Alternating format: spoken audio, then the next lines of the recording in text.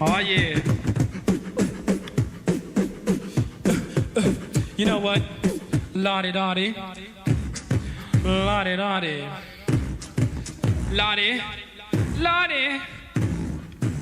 You know what? Your people. Hip-hop has many similarities to jazz, from their improvisational nature, to the syncopated compositions, to the overall forward-thinking artistry that keeps the genres fresh. But one thing that is a mainstay of jazz that hip-hop is missing is the standards. Jazz standards are songs that have become a part of the jazz musician vernacular, tunes that everyone knows and most musicians have taken their own stab at to make their own mark on the classics.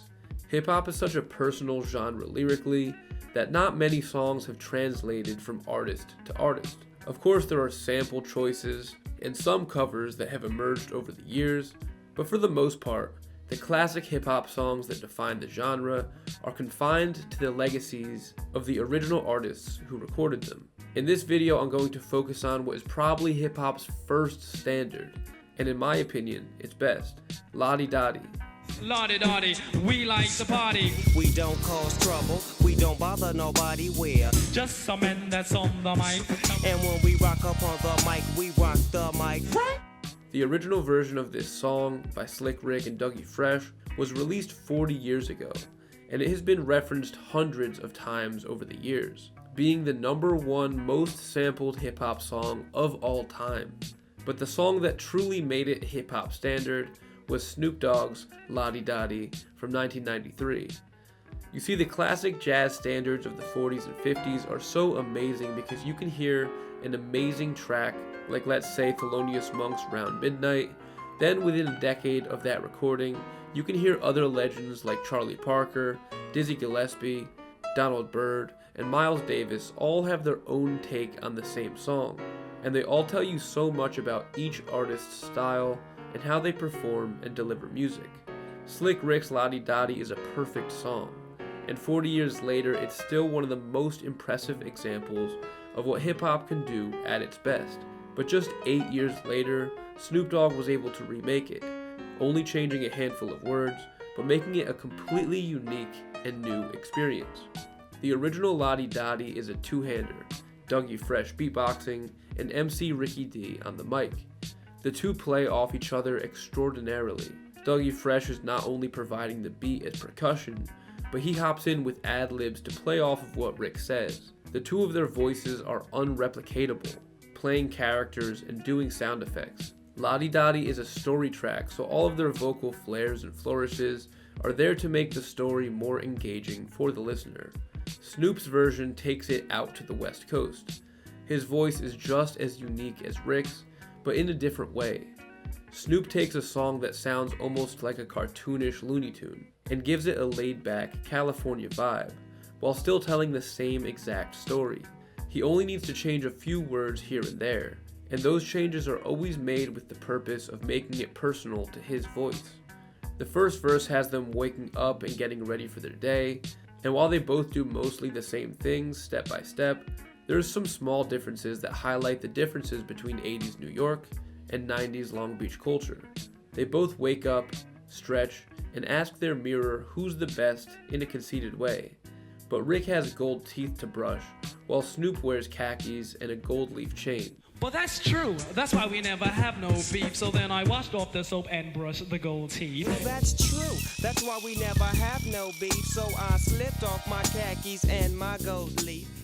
These small changes are akin to the small differences in the way that Miles Davis or Dizzy Gillespie would play Round Midnight as opposed to Thelonious Monk.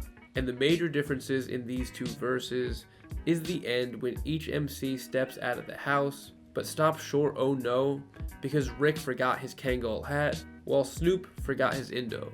Changing that one word at the end makes this officially a Snoop Dogg song, and it feels like something that really happened to him, even though he's just playing off of everything that Rick already said. The second verse takes it even further, with Snoop changing possibly even less of the lyrics. It tells the story of each MC having a run-in with a mother and daughter that they know. The key difference is that they want some of Snoop's weed, whereas in the original they just want some of Rick. Both renditions of this song are absolutely classic. Snoop's version was the perfect addition to his debut album Doggy Style, and really solidifies it as an album that sits right there in the Hip Hop Hall of Fame, and the original still remains perfect, 40 years later. There are few songs that are as fruitful to reuse and reinterpret as this.